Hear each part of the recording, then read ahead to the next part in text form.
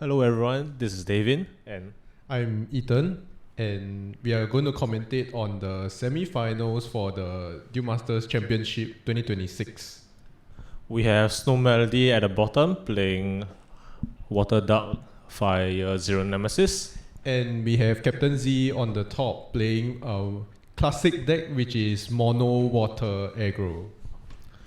Yeah, so I think I'll start by introducing Mono Water Aggro first. It's I would say tier 1 deck that it's really very fast, and he really wants to start the game from turn 1. So turn 1 he will summon a Fist Blader, and turn 2 he will evolve it into Pacific Champion, which is the core of the deck, and hopefully that will lead him to victory if the opponent cannot deal with it. Yeah, so for the Zero Nemesis player, he is looking to get a shield triggers such as Hell Scrapper or Therapy from the shields to answer the Pacific Champion early. Otherwise, he would have to counter-attack with the Zero Nemesis in order to stabilize. Yeah, but that's a bit difficult, right? Because Zero Nemesis is a 6 mana play, while Pacific Champion can come out as early as turn 2. So that's 4 turns that the mono blue player can have as a buffer before Zero Nemesis comes out. Yeah, that's true. So generally, this matchup seems to favor Mono Water. But here you can see that in the Zero Nemesis deck, he is currently playing 2 Volcano Charges to answer small threats and also accelerate his mana in hopes to cast Therapy from hand. Yeah, I think Volcano Charger is a very good card in this matchup because it destroys, I think, everything in the Mono Water deck, maybe besides Lucky Ball. Yeah, so I think Daniel would obviously hope for Volcano Charger to be in his opening hand. Yeah, but at 2 copies, maybe it's a bit hard for him to get it out. Yeah, you can also see that the Zero Nemesis player is also playing 1 Miraculous Meltdown, which allows him to have a quick comeback in case he gets to 0 or 1 shields. Actually, when you look at the deck list, is there any way for the Zero Nemesis player to search out the Meltdown, or is he just relying on the 1 copy without search? I mean, he does have 1 Cyber Brain, which he can hope to get from shields in order to draw into the Miraculous Meltdown. But otherwise, he will generally have to rely on his luck. Okay, so I guess that explains the long shuffling session that they had just now. He wants to put the Miraculous Meltdown in the top half of his deck, otherwise he wouldn't see it. Actually, if he ends up in the shields, the Mono Water player will break into it eventually, so he really just needs for it to be in the top half of his deck for it to be a relevant card in this matchup. Yeah, so currently the game has started. It is the 3rd turn for the Zero Nemesis player, and previously the Mono Water player has played Time Scout, which he can hope to evolve into a evolution creature next turn. Yeah, so we can see that the Ghost player started first, which I think is not the best for the Mono Water player. He would always want to start first. So I think this gives the Ghost player a bit of breathing room. Yeah, because if you start second, you can get out your Ghost to apply some pressure on the Mono Water player, especially when it comes to discarding his hand, as we can see from Western Barrel right there. Yeah, it just limits the options of the Mono Water player, and it prevents him from getting out of hand. Yeah, so we can also see that the Zero Nemesis player got a Surfer from the first shield, which is very ideal, bouncing the Time Scout back to the hand. This should hopefully give him some time to evolve into a Zero Nemesis the next turn after the Volcano Charger play. I don't know about you, but if I'm the aggro player, I hit a Surfer, the first shield, I would definitely feel very bad about this matchup, really. Yeah, it does look... Okay, so the Zero Nemesis is that player another trigger? No, he just hard cast a hard Terrapit. Yeah. Oh, okay. So the Mono Water player is in a difficult spot right now. He only has one creature on the board. The ghost player is outnumbering him right now, and he still has 3 shields to go. Yeah, I think this is quite a difficult situation for the mono water player. Yeah, but crucially, he also has the opponent just has 3 shields, which fulfills the criteria for Lucky Ball. And just this turn, he played a Spin Slicer to break 1 more shield, and the opponent doesn't seem to have a counterplay at the moment.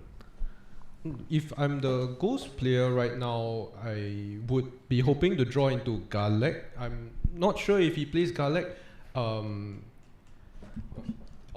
I just saw that he does play Garlek. So it'll be one potential counter to the Spin Slicer.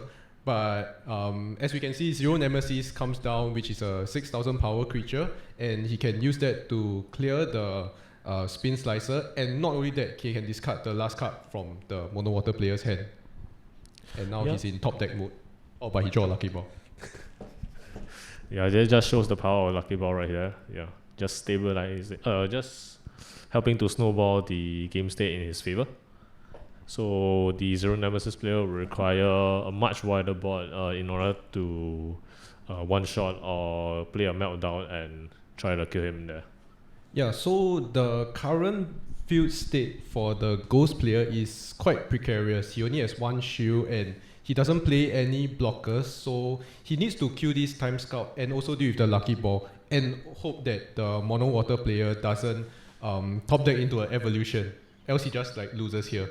So I wouldn't favor the ghost player like right now, even though it seems like he's stabilized. Yeah, so if you were the ghost player, would you actually break the shields right now? Like if you can deal with the whole field, because you are giving him more hand. I'll probably wait a little. What if he draws a Lucky Ball from the top of the deck? Yeah, then that might be difficult. I'll probably answer with whatever answers like Scrapper or Pit I have in the hand, since it looks like still has 3 or more cards. Yeah, so if I'm the ghost player right now, I would do exactly what Daniel is doing, which is flood the field, and hopefully I'll top deck the meltdown, because it's unlikely that the mono water player can deal with a white field and if you play meltdown next turn.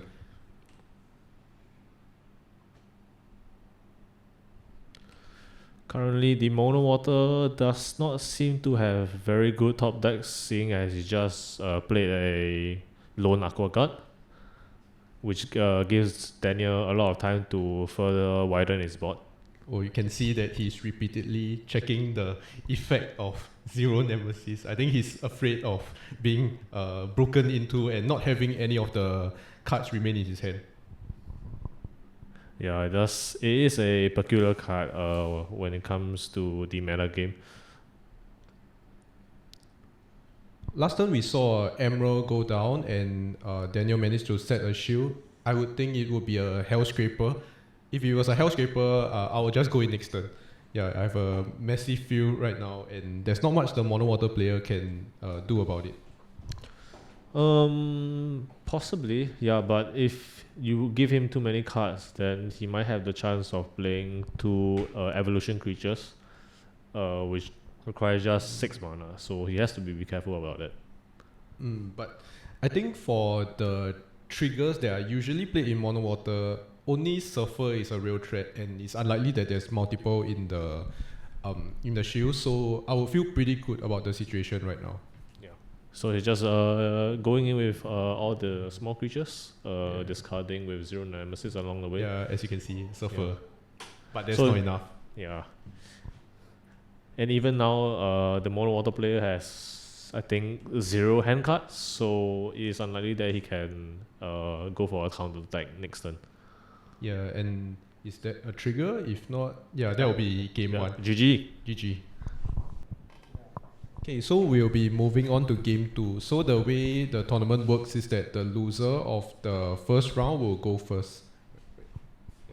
Yeah. So I think for the mono water player, this will be a very much needed advantage going into game 2, as he can probably, if he's lucky, have his ideal game plan be implemented in this game.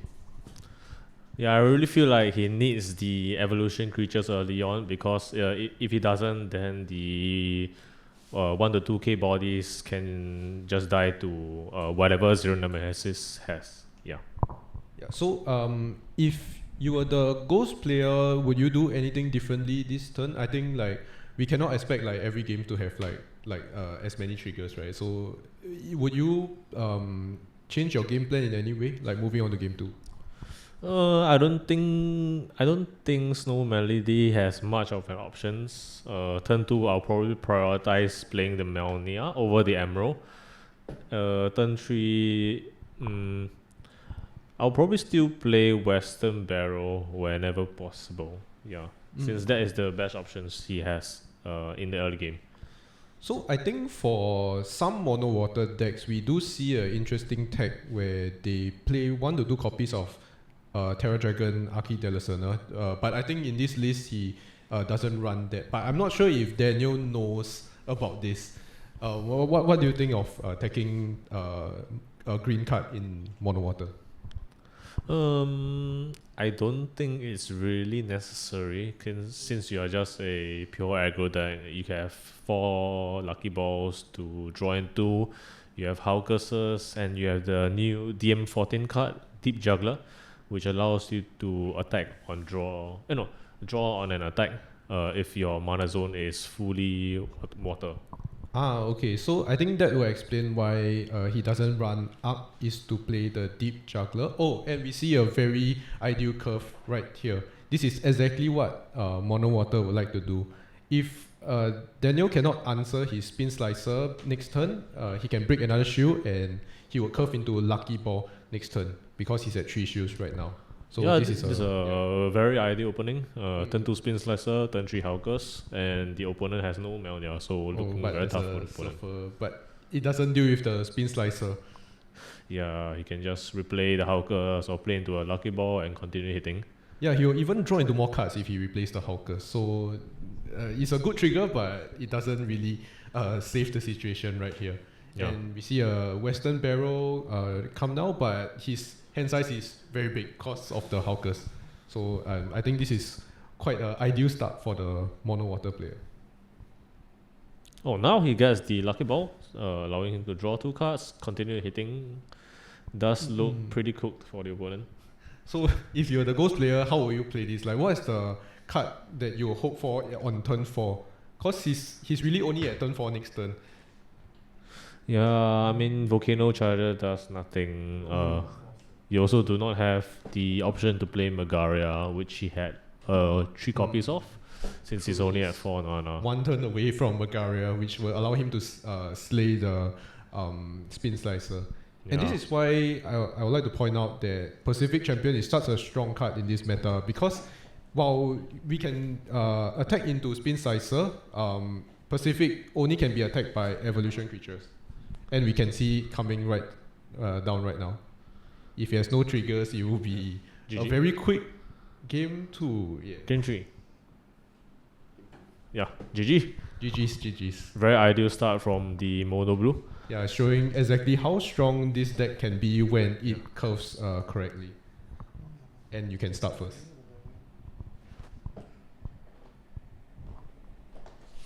Okay. So I think even if Snow Melody draws into and plays the turn 2 Melnia, it will look pretty difficult for him because he has no blockers at all, and triggers can only get him that far. Yeah, so we can see the problem with decks that do not run nature but they want to get to meltdown. As we can see, the game ended even before like turn 4. So I think it was quite difficult for them to for Daniel to reverse the game, even he has meltdown in hand. Yeah, just luck, I guess. Yeah, sometimes it's just a game of luck because the shields is all that matters. Yeah. Sometimes. Yeah, Mono Blue, when it curves well, is basically a rush tag, with the option of Lucky Ball to further snowball.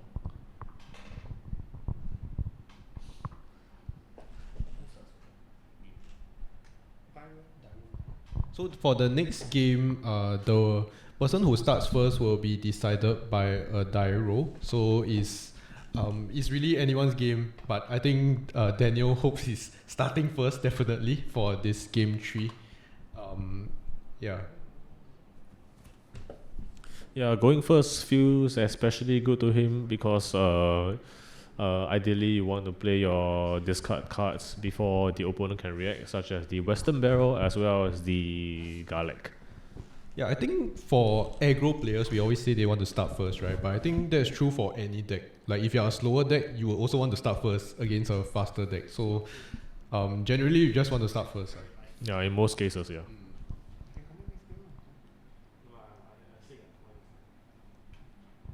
Okay, actually, can you see what's in his hand? Oh, that's a pretty. Turn 1 Fist Blader. That's a pretty good start. But does he have the follow up?